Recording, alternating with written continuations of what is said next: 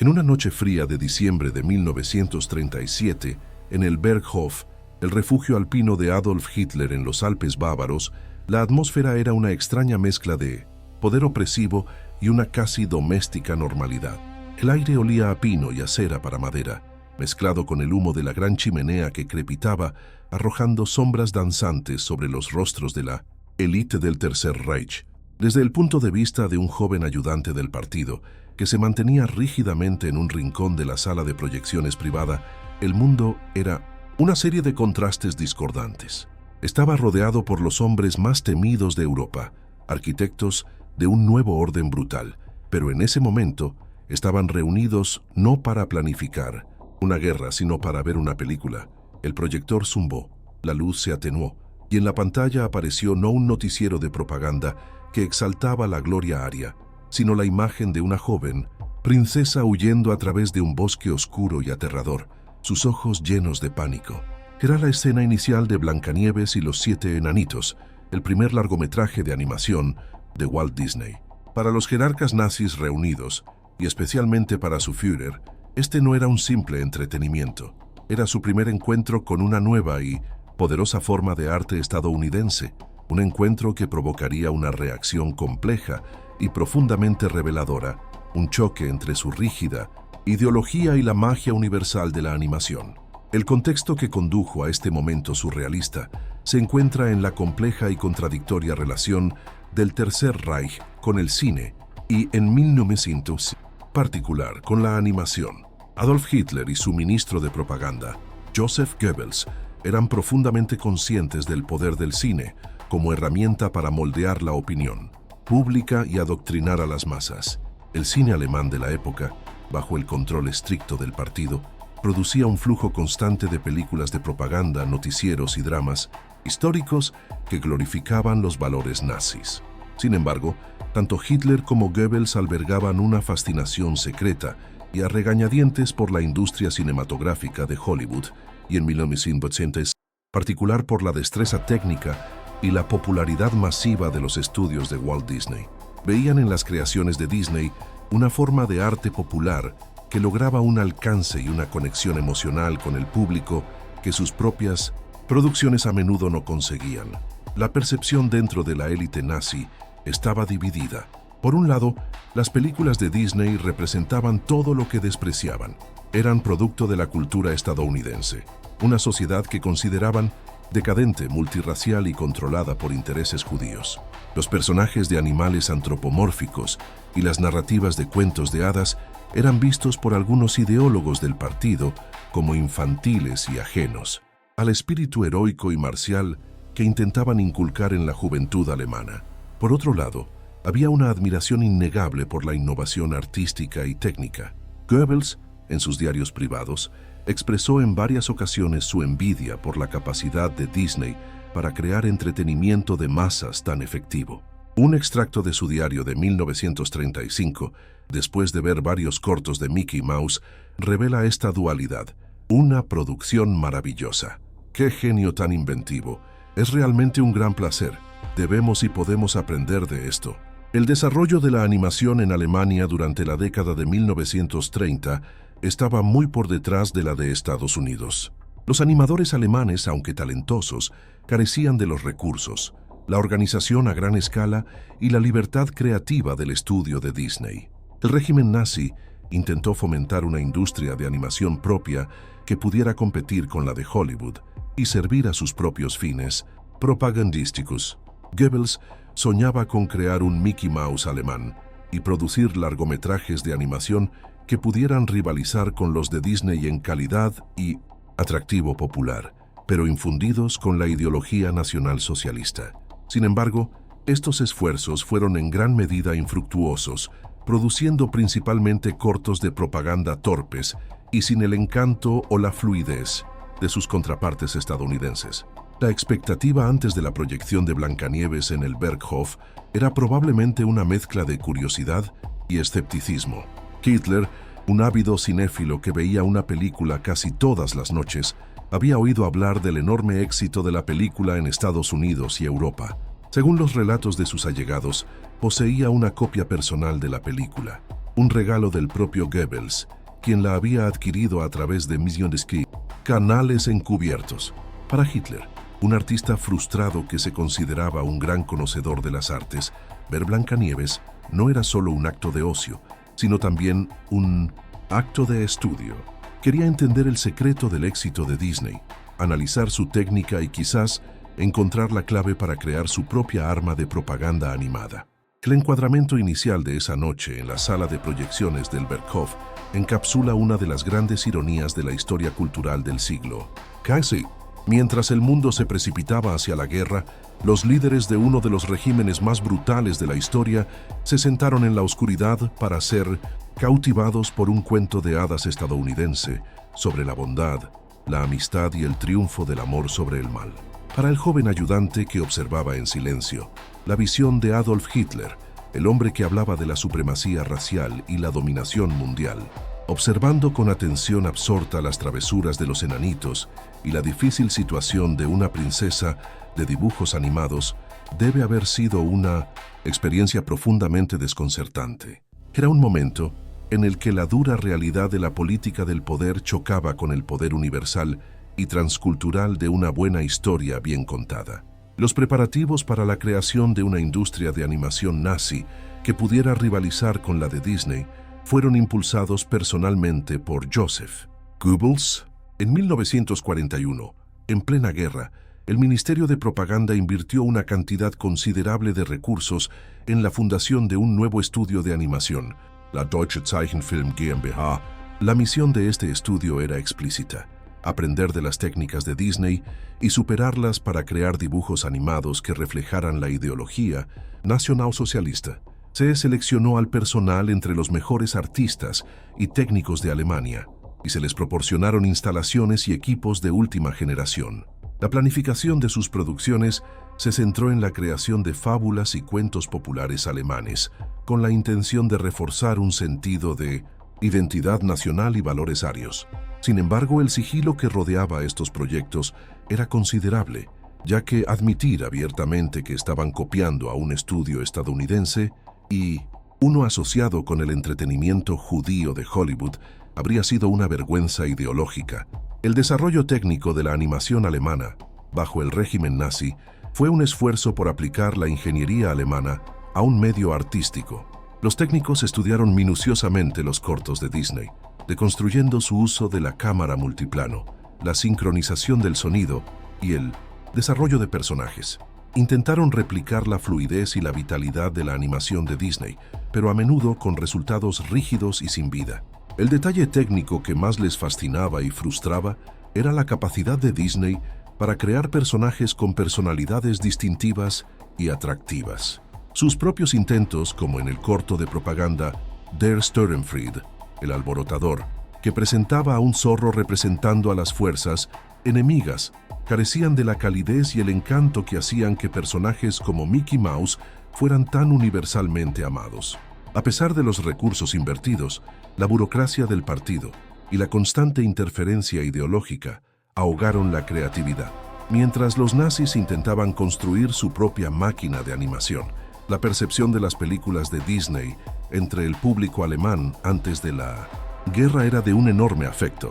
Mickey Mouse o Mickey Mouse era inmensamente popular en la Alemania de la República de Weimar. Había clubes de fans, publicaciones y una gran cantidad de mercancías.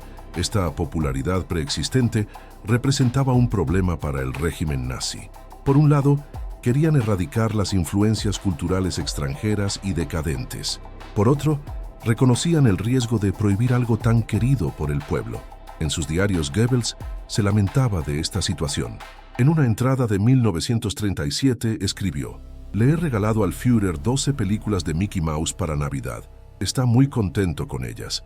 Está encantado con este tesoro». Esta anécdota revela la profunda contradicción en el corazón de la política cultural nazi. El desprecio público por la cultura estadounidense coexistía con una admiración y un disfrute privados. Los primeros signos de choque cultural ocurrieron cuando el régimen intentó regular y luego suprimir la influencia de Disney. En 1935 se prohibió brevemente a Mickey Mouse en algunos cines, con la justificación oficial de que la representación de ratones como personajes simpáticos era degradante. Sin embargo, la prohibición fue impopular y se aplicó de forma inconsistente.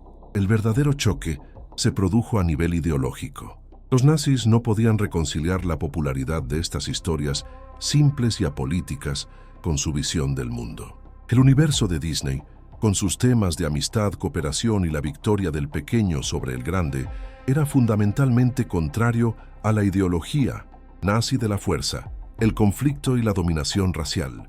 El hecho de que estas películas pudieran cruzar fronteras y ser amadas por personas de todas las nacionalidades era una afrenta a su creencia en la superioridad cultural aria. El primer gran intento de crear una alternativa nazi a Disney fue el largometraje de animación Der Schneemann, el muñeco de nieve, producido en 1943. Aunque técnicamente impresionante para los estándares alemanes, la película carecía del corazón y el alma de una producción de Disney. La historia, sobre un muñeco de nieve que desea ver el verano, termina con su muerte melancólica, un reflejo del pesimismo y la fascinación por la muerte que a menudo se encontraban en la cultura nazi, en marcado contraste con los finales felices y optimistas de Disney. Este primer gran esfuerzo demostró que si bien se podían copiar las técnicas, no se podía fabricar artificialmente la magia. El choque no fue solo técnico, sino fundamentalmente emocional y narrativo. Los nazis podían construir un estudio, pero no podían construir un Walt Disney. El desarrollo del momento decisivo en esta extraña relación cultural se puede situar en el periodo inmediatamente posterior a la proyección de Blancanieves y los 7 enanitos. La reacción de Hitler y Goebbels a la película fue un catalizador que intensificó sus esfuerzos por crear una industria de animación alemana. Los preparativos se volvieron más serios. Goebbels ordenó a los agentes del Ministerio de Propaganda en el extranjero que adquirieran copias de todos los nuevos cortos y largometrajes de 1900 Disney, junto con manuales técnicos y cualquier información disponible sobre sus métodos de producción. La planificación dentro de la Deutsche Zeichenfilm GmbH se volvió más ambiciosa. Ya no se contentaban con cortos. El objetivo final era producir un largometraje de animación en Technicolor que superara a Blancanieves, una epopeya basada en la mitología germánica, o en un cuento de hadas alemán que pudiera servir como un vehículo para la propaganda nacionalsocialista. El sigilo seguía siendo primordial, pero la misión era clara: robar el fuego de Disney y usarlo para forjar un arma cultural aria. Los detalles técnicos de este esfuerzo revelan una obsesión por la imitación. Los animadores alemanes recibieron instrucciones de estudiar el estilo de movimiento de Disney, su uso del squash and stretch para dar a los personajes una sensación de peso y flexibilidad, y su técnica de rotoscoping para lograr un movimiento humano realista. Se invirtieron enormes sumas en la adquisición de cámaras multiplano, una tecnología que Disney había perfeccionado para crear una sensación de profundidad y movimiento tridimensional en sus fondos. El número de unidades de producción dentro de la Deutsche Zeichenfilm se incrementó, con equipos dedicados a diferentes aspectos del proceso de animación, intentando emular la estructura de línea de montaje del estudio de Disney. Sin embargo, a pesar de esta meticulosa imitación técnica, los resultados seguían siendo deficientes. Faltaba un ingrediente crucial: la cultura de colaboración y la libertad creativa que permitían a los artistas de Disney experimentar y tomar riesgos. Los primeros signos de choque dentro del propio proyecto de animación nazi fueron las tensiones entre los artistas y la burocracia del partido. Los animadores, muchos de los cuales admiraban genuinamente el trabajo de Disney, querían centrarse en crear historias entretenidas y personajes atractivos. Sin embargo, estaban constantemente bajo la presión de los funcionarios del Ministerio de Propaganda para insertar mensajes ideológicos explícitos. Un proyecto para una película basada en la fábula de los músicos de Bremen fue criticado por ser demasiado internacionalista. Otro, basado en las aventuras del barón de Munchausen, fue considerado insuficientemente heroico. Este choque entre la creatividad artística y el dogma político paralizó muchos proyectos y resultó en productos finales que se sentían forzados y didácticos. El primer gran fracaso que expuso las limitaciones del enfoque nazi fue el ambicioso proyecto de una película animada llamada Armer Hansi, Pobre Hansi. La historia, sobre un canario que escapa de su jaula para experimentar el mundo exterior solo para encontrarlo peligroso y hostil, estaba destinada a ser una alegoría sobre los peligros del individualismo y la seguridad del Estado colectivista. La producción estuvo plagada de problemas. Los animadores lucharon por hacer que el personaje del canario fuera simpático, y la narrativa pesimista y moralista carecía de la alegría y el optimismo que hacían que las películas de Disney fueran tan atractivas para el público. El proyecto consumió enormes recursos y tiempo, pero nunca logró capturar la magia que intentaba emular. El choque cultural se hizo aún más evidente cuando se compararon los temas. Mientras Disney producía Bambi, una película que exploraba la belleza y la fragilidad de la naturaleza y la pérdida de la inocencia, la animación nazi se centraba en temas de conflicto, sacrificio y la glorificación de la muerte. El corto Der Störenfried terminaba con el zorro enemigo siendo bombardeado y destruido. Esta divergencia temática reveló la brecha insalvable entre las dos visiones del mundo. Disney, a pesar de su conservadurismo personal, estaba creando un arte que celebraba valores universales de compasión y comunidad. La animación nazi, por el contrario, era una herramienta para promover una ideología de exclusión, odio y violencia. No podían haber estado más lejos el uno del otro, a pesar de que uno intentaba desesperadamente copiar al otro.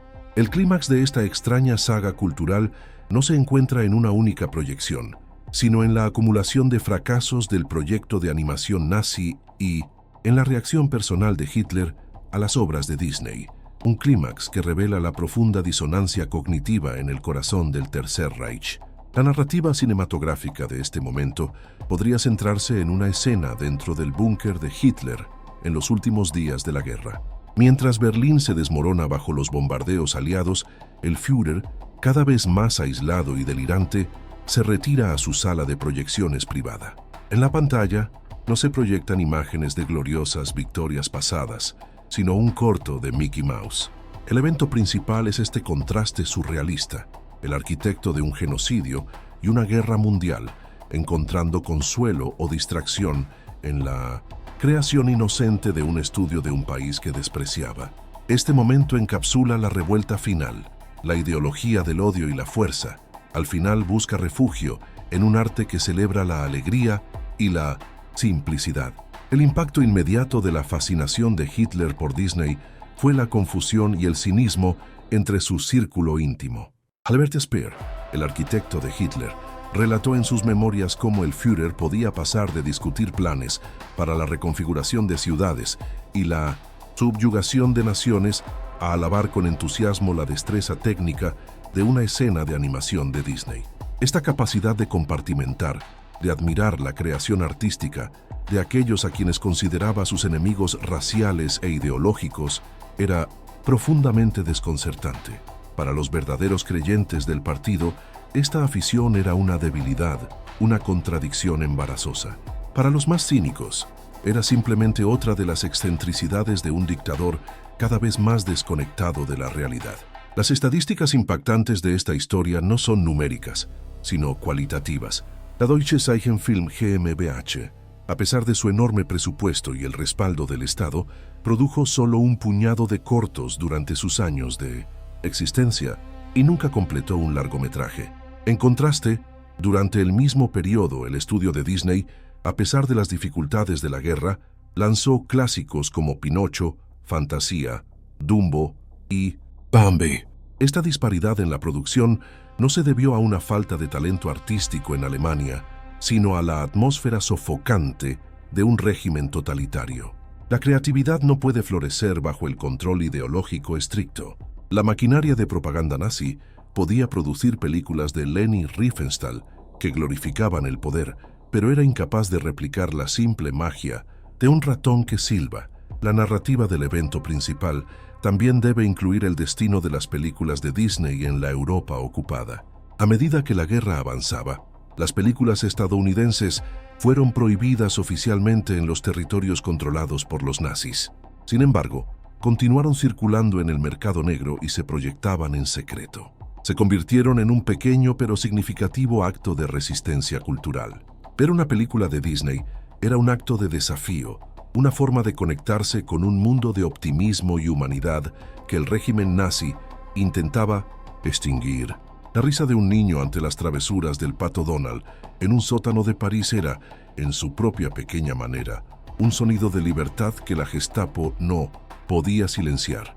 El clímax de esta historia es, en última instancia, el fracaso total del proyecto nazi de cooptar la animación. La revuelta no fue una confrontación directa, sino una victoria por defecto. Disney ganó no luchando contra los nazis, sino simplemente siendo él mismo. Su arte, arraigado en una narrativa universal y un atractivo emocional, demostró ser inmune a la imitación ideológica. Los nazis podían copiar la técnica, pero no podían replicar el espíritu. La fascinación de Hitler por Blancanieves no era una apreciación de sus valores, sino el reconocimiento de un poder que él no poseía, el poder de crear alegría genuina y universal. En la oscuridad de su búnker, rodeado por la ruina de su imperio de 1000 años, la luz parpadeante de un proyector que mostraba un mundo de fantasía estadounidense fue el testimonio final de su fracaso cultural. Las consecuencias inmediatas del fin de la guerra revelaron el abismo entre la visión de Disney y el proyecto nazi. Mientras los estudios de animación alemanes quedaban en ruinas, sus proyectos incompletos y sus artistas dispersos, el estudio de Disney emergió de la guerra más fuerte y con una reputación global aún mayor. El cambio en la percepción fue inmediato. Las películas de Disney, que habían sido un símbolo de resistencia silenciosa durante la ocupación, se convirtieron en un emblema de la liberación y del regreso a la normalidad.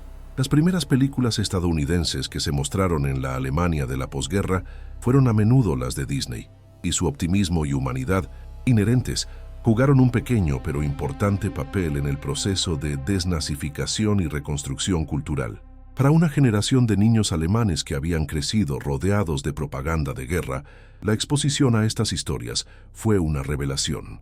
La repercusión psicológica de este choque cultural se sintió durante décadas.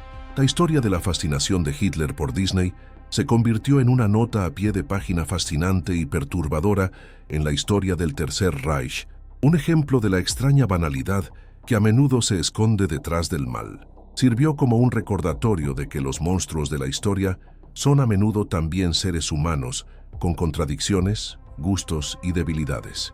Esta comprensión no disminuye su culpabilidad, pero la hace más compleja y en cierto modo más inquietante. La idea de que el mismo hombre que ordenó el Holocausto pudiera conmoverse con la difícil situación de un cervatillo animado es una paradoja que desafía la fácil categorización. En el análisis posterior al evento, las comparaciones de capacidades entre los dos enfoques de la animación revelaron lecciones fundamentales sobre el arte y la propaganda. El enfoque nazi, de arriba hacia abajo y controlado ideológicamente, estaba destinado al fracaso porque trataba al arte como un simple instrumento.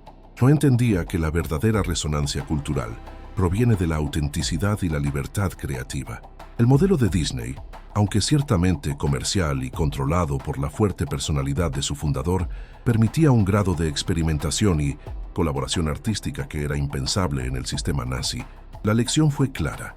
La propaganda puede ser efectiva para movilizar el odio y el miedo a corto plazo, pero el arte genuino, que apela a emociones humanas universales, tiene un poder mucho más duradero. La doctrina de la guerra cultural, que el Tercer Reich había perseguido con tanto fervor, se vio profundamente desacreditada. El intento de crear un arte puramente ario y de purgar todas las influencias extranjeras había resultado en un empobrecimiento cultural. La experiencia nazi demostró que la vitalidad cultural depende del intercambio, la diversidad y la exposición a nuevas ideas. Después de la guerra, tanto en Alemania como en el resto del mundo, hubo un fuerte rechazo a la idea del arte controlado por el Estado. La libertad de expresión artística se convirtió en un valor fundamental de la democracia liberal de la posguerra, en parte como reacción directa a la sofocante política cultural de regímenes como el nazi. El cambio de percepción más duradero fue el reconocimiento del poder blando o soft power de la cultura popular estadounidense. Las películas de Disney, junto con el jazz, los blue jeans y la Coca-Cola, se convirtieron en embajadores no oficiales de un estilo de vida y un conjunto de valores que resultaron ser mucho más atractivos para la gente común que la rígida y militarista ideología del fascismo o más tarde del comunismo. La victoria en la Segunda Guerra Mundial no fue solo una victoria militar, sino también cultural. Y en esa victoria cultural, el pequeño ratón de guantes blancos y la princesa que cantaba con los animales del bosque jugaron un papel inesperado pero significativo. Demostraron que el poder de la alegría y la imaginación podía a largo plazo ser más influyente que el poder de los ejércitos. El epílogo de esta confrontación cultural se encuentra no solo en la derrota del nazismo, sino también en la evolución del propio estudio Disney durante y después de la guerra. La síntesis de las lecciones aprendidas por el gobierno de los Estados Unidos fue que el atractivo universal de Disney era un activo estratégico. Durante la guerra, el estudio fue cooptado en gran medida para el esfuerzo bélico. Dejaron de producir largometrajes de entretenimiento y se centraron en la creación de películas de entrenamiento para los militares, cortos de propaganda y películas de buena voluntad para fortalecer las relaciones con América Latina. El pato Donald luchó contra los nazis en el famoso corto Der Führer's Face y personajes como los 7 enanitos enseñaron a los soldados sobre la importancia de las medidas de seguridad.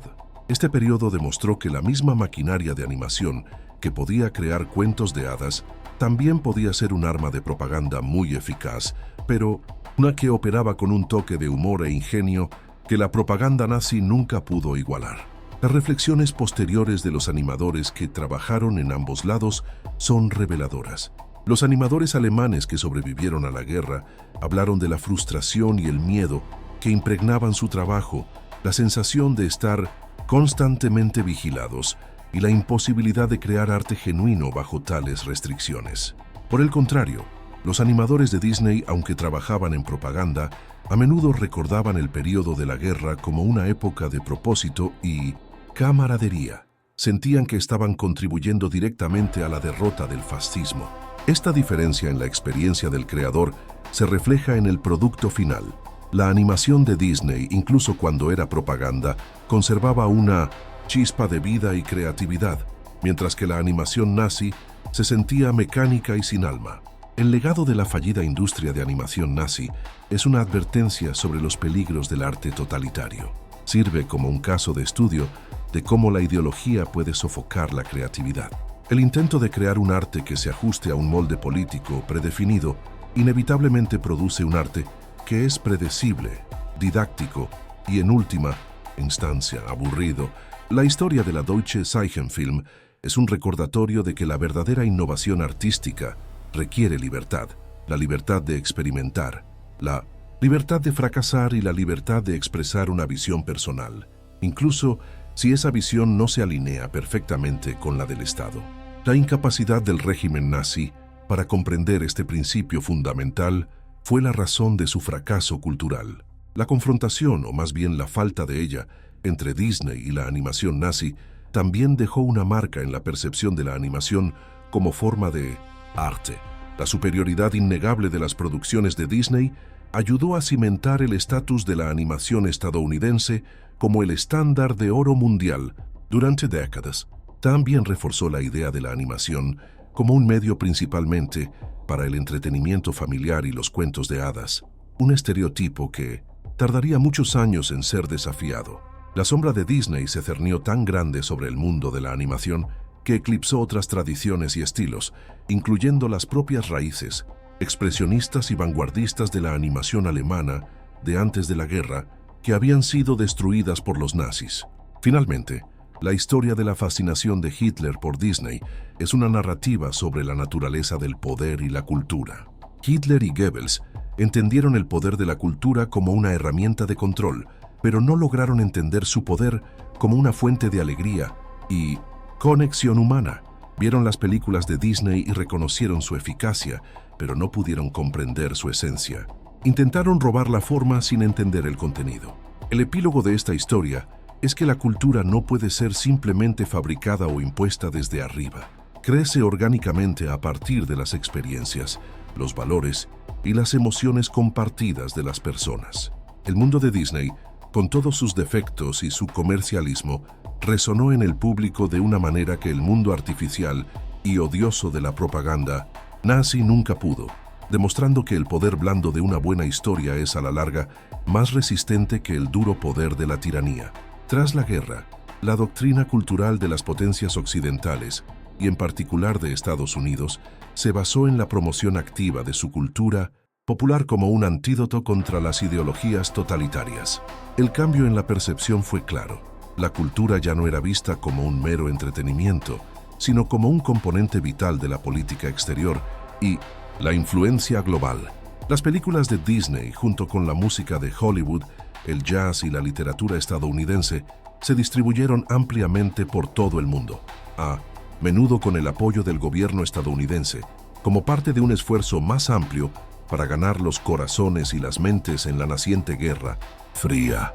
El éxito universal de estas películas fue visto como una prueba de la superioridad del estilo de vida americano sobre el del comunismo soviético.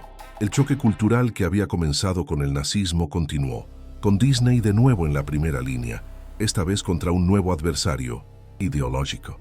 La repercusión psicológica de la difusión global de la cultura de Disney fue inmensa, creando una de las primeras formas de cultura popular verdaderamente global para millones de personas que vivían detrás del telón de acero o en países en desarrollo. Las películas de Disney ofrecían una ventana a un mundo de fantasía, optimismo y prosperidad material que contrastaba fuertemente con la gris realidad de sus propias vidas. Esta exposición creó un anhelo y una afinidad por la cultura occidental que a largo plazo contribuyó a erosionar la legitimidad de los regímenes comunistas. El poder de una película como Cenicienta o La Dama y el Vagabundo para capturar la imaginación de un niño en Praga o en Budapest fue una forma de influencia cultural mucho más sutil, pero quizás más efectiva, que cualquier discurso político. Las comparaciones de capacidades entre la animación estadounidense y la soviética durante la Guerra Fría reflejaron las mismas dinámicas que se habían visto con la Alemania nazi. La Unión Soviética, al igual que el Tercer Reich, invirtió considerables recursos en su industria de animación, produciendo películas técnicamente competentes y a menudo artísticamente interesantes en el estudio Soyuz Multfilm. Sin embargo, al igual que sus predecesores nazis, la animación soviética estaba a menudo lastrada por la necesidad de servir a fines ideológicos.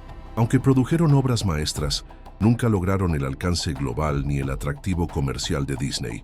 La comparación reveló de nuevo que un sistema centralizado y controlado por el Estado, aunque capaz de producir obras de calidad, luchaba por competir con el dinamismo y el poder de marketing de un sistema capitalista impulsado por el consumidor.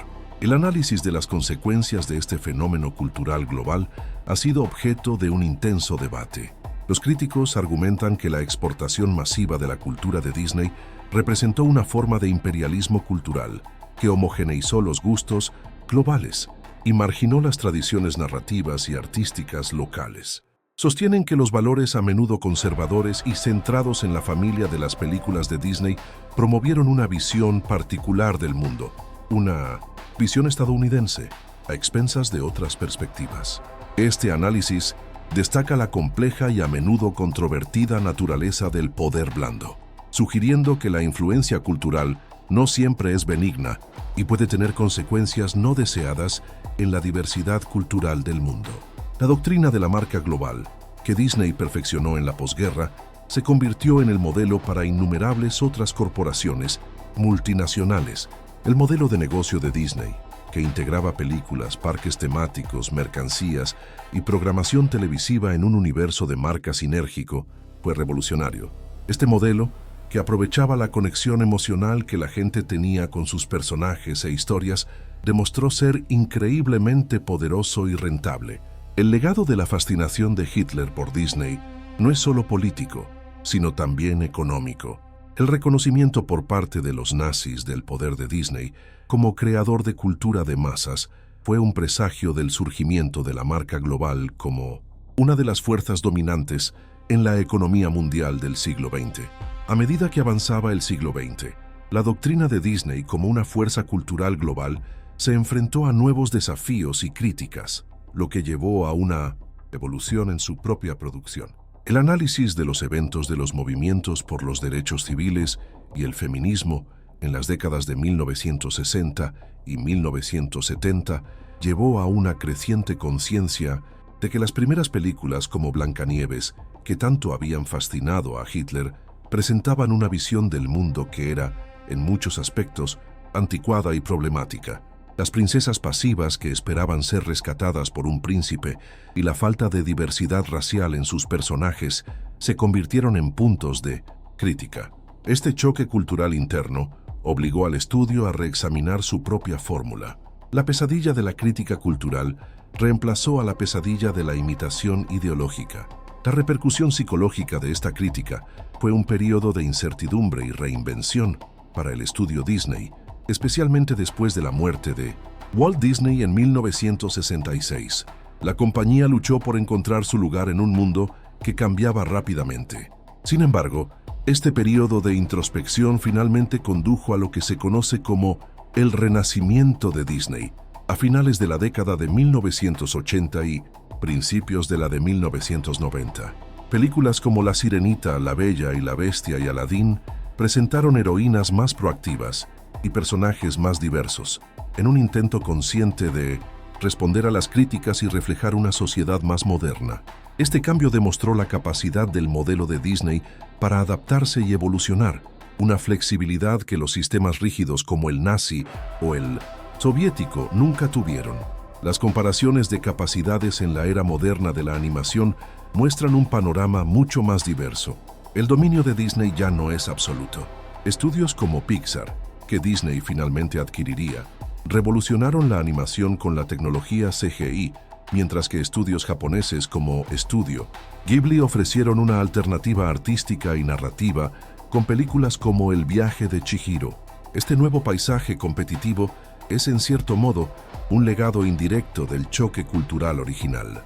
La discusión sobre el poder y la influencia de Disney obligó a la industria a diversificarse y a explorar nuevas formas de contar historias, lo que resultó en una era dorada de la animación global con una increíble variedad de estilos y voces. El análisis posterior del evento de la globalización de Disney revela una interacción compleja entre lo global y lo local.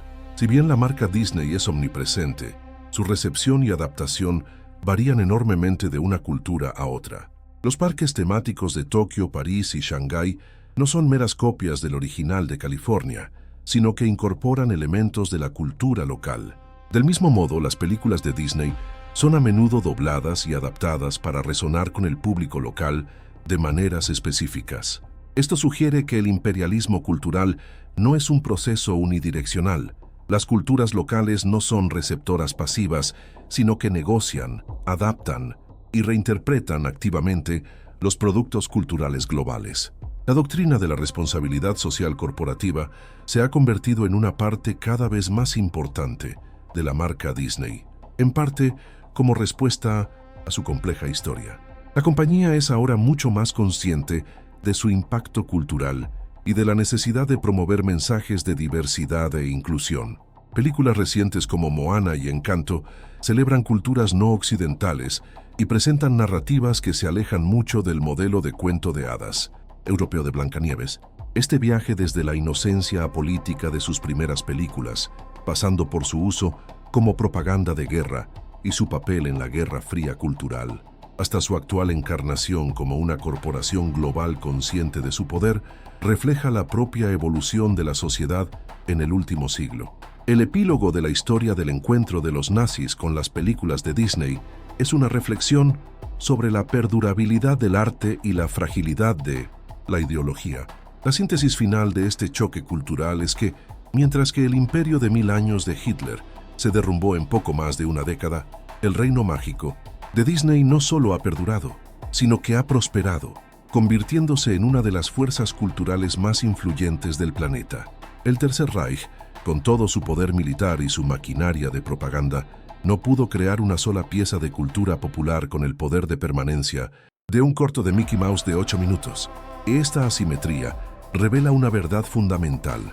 Las ideologías basadas en el odio y la exclusión son, en última instancia, frágiles y autodestructivas. mientras que las historias que apelan a las emociones humanas universales, como la alegría, la esperanza y el amor, tienen una resonancia que trasciende el tiempo y las fronteras. Las reflexiones posteriores sobre este episodio histórico a menudo se centran en la figura de Leni Riefenstahl, la cineasta predilecta de Hitler, como el contrapunto a Walt Disney. Riefenstahl, con películas como El triunfo de la voluntad, demostró un genio cinematográfico innegable, utilizando técnicas innovadoras para crear una estética fascista, poderosa y seductora. Sin embargo, su legado está irrevocablemente manchado por la propaganda que sirvió. Disney, por otro lado, creó un arte que en su mayor parte era universal y apolítico. La comparación entre ambos es una lección sobre el propósito del arte. Mientras que el arte de Riefenstahl buscaba deificar el poder y excluir al otro, el arte de Disney buscaba entretener y unir a un público masivo. Al final, la visión inclusiva y comercial de Disney demostró ser mucho más poderosa y duradera que la visión exclusiva e ideológica de Riefenstahl. El legado de este extraño encuentro cultural es la demostración del poder blando en su forma más pura. Joseph Nye, el politólogo que acuñó el término, lo definió como la capacidad de influir en los demás a través de la atracción en lugar de la coerción. Las películas de Disney son quizás el ejemplo más exitoso de poder blando en la historia. No obligaron a nadie a amar a sus personajes o a adoptar sus valores. Simplemente crearon un producto tan atractivo y emocionalmente resonante que la gente de todo el mundo lo acogió voluntariamente. La incapacidad de los nazis para comprender o replicar este poder fue uno de sus muchos fracasos. Creían que el poder solo residía en la fuerza de las armas y la pureza de la sangre, y no podían concebir que un ratón de dibujos animados pudiera ser un embajador cultural más eficaz que una división Panzer. La confrontación que nunca fue entre la animación nazi y la de Disney nos deja con una reflexión sobre la naturaleza de la creatividad. El modelo nazi se basaba en la creencia de que la creatividad podía ser ordenada y dirigida por el Estado para servir a fines políticos. El resultado fue un arte estéril. El modelo de Disney, aunque jerárquico y comercial, se basaba en una cultura de estudio que, en su mejor momento, fomentaba la colaboración, la innovación y una búsqueda incesante de la calidad técnica y narrativa. Esta historia subraya que la creatividad no es una disciplina de arriba hacia abajo. Es un proceso orgánico, a menudo caótico, que requiere un grado de libertad y autonomía para florecer. La magia no se puede planificar en un comité del partido. Finalmente, el epílogo de la historia de cuando los nazis vieron por primera vez las películas de Disney es una afirmación del poder de la humanidad, compartida. En la oscuridad de su refugio alpino, incluso un déspota como Adolf Hitler pudo ser momentáneamente cautivado por la misma historia que deleitaba a los niños en las democracias que planeaba destruir. Este hecho no lo redime, pero sí revela una verdad incómoda y esperanzadora. Incluso en los corazones más oscuros puede haber una respuesta a una historia bien contada. Demuestra que las narrativas que tocan temas universales de amor, pérdida, amistad y la lucha entre el bien y el mal tienen el poder de cruzar las divisiones ideológicas más profundas. El verdadero triunfo de Disney no fue económico ni político, sino narrativo. En un siglo marcado por la división y el conflicto, creó un lenguaje visual y emocional compartido, un pequeño reino mágico donde al menos durante 90 minutos casi todo el mundo podía sentirse bienvenido. La reflexión final sobre el extraño y revelador encuentro entre el Tercer Reich y el universo de Walt Disney nos obliga a considerar la naturaleza misma de la cultura y su poder en el gran teatro de la historia. La historia no es simplemente un choque de ejércitos o ideologías, sino también un choque de narrativas, un conflicto entre las historias que nos contamos a nosotros mismos y al mundo. El Tercer Reich construyó su narrativa sobre cimientos de resentimiento, supremacía racial y un glorioso destino milenario. Era una historia de poder, exclusión y dominación. Walt Disney, por otro lado, construyó su narrativa sobre cimientos de nostalgia, optimismo y una visión idealizada de la comunidad y la inocencia. Era una historia de magia, amistad y la creencia de que los sueños pueden hacerse realidad.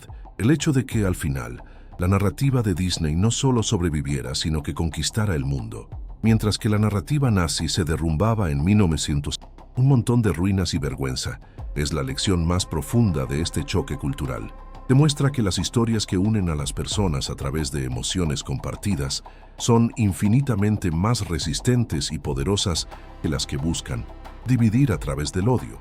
La fascinación de Hitler por Blancanieves no fue una mera excentricidad, fue el reconocimiento inconsciente por parte de la oscuridad de un poder de 1900, la luz que no podía comprender ni replicar. El legado de este encuentro es multifacético. En primer lugar, sirve como una advertencia perpetua sobre la instrumentalización del arte. El proyecto de animación nazi, la Deutsche Zeichenfilm, es un monumento al fracaso de la creatividad dirigida por el Estado. A pesar de los recursos, el talento y el estudio meticuloso de las técnicas de Disney, no pudieron producir nada de valor duradero, porque su propósito no era crear arte, sino fabricar propaganda. Trataron de imitar la forma sin poseer el espíritu, y el resultado fue una cáscara vacía. Esta lección es atemporal. El arte que busca adoctrinar en lugar de iluminar, que sirve al poder en lugar de a la verdad humana, está destinado a la irrelevancia. La libertad creativa no es un lujo, sino el ingrediente esencial para cualquier obra cultural que aspire a trascender su propio tiempo y lugar. En segundo lugar, la historia ilumina el concepto de poder blando de una manera excepcionalmente clara. Mientras la Alemania nazi invertía su genio en el desarrollo de misiles U-2 y tanques Tiger, Estados Unidos, casi sin querer, estaba perfeccionando un arma cultural de un poder inmenso. Mickey Mouse, el Pato Donald y Blancanieves se convirtieron en embajadores de un ideal, una visión de Estados Unidos como una tierra de abundancia, optimismo y diversión inocente. Esta imagen, aunque a menudo simplista y comercial, demostró ser irresistible para millones de personas en todo el mundo. La victoria en la Guerra Fría, que siguió a la Segunda Guerra Mundial, no se ganó solo con la disuasión nuclear, sino también con la promesa de los Blue Jeans, la música rock and roll y un viaje a Disneylandia. Disney no se propuso derrotar al fascismo o al comunismo, pero al crear un universo cultural tan atractivo, contribuyó a que esas ideologías parecieran grises, opresivas y en última instancia indeseables en comparación. Finalmente, la reflexión sobre este episodio nos obliga a mirar críticamente el propio legado de Disney. Si bien su universo proporcionó un antídoto contra la ideología nazi, no estaba exento de sus propios problemas ideológicos. Las primeras películas a menudo perpetuaban estereotipos raciales y de género, y promovían una visión del mundo conservadora y conformista. La historia de Disney en la posguerra es la historia de una corporación que lucha con su propio poder, adaptándose lentamente a un mundo más consciente y diverso. El choque cultural no terminó en 1945, simplemente se interiorizó. La lucha por crear historias que sean a la vez universalmente atractivas y culturalmente responsables es un desafío que Disney, y de hecho, toda la industria cultural global, continúan enfrentando hoy. En última instancia, la historia de cuando los nazis vieron por primera vez las películas de Disney es una parábola sobre la luz y la sombra. Nos muestra que incluso los arquitectos de la oscuridad más profunda pueden ser momentáneamente deslumbrados por una simple chispa de alegría. No redime sus crímenes, pero revela la bancarrota fundamental de su visión del mundo.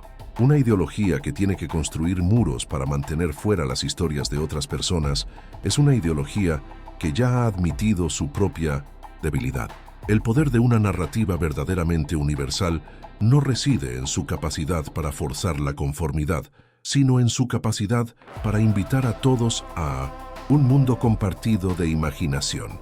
El Tercer Reich se derrumbó, pero el reino mágico perdura, no porque fuera perfecto, sino porque en su esencia ofrecía una historia mejor.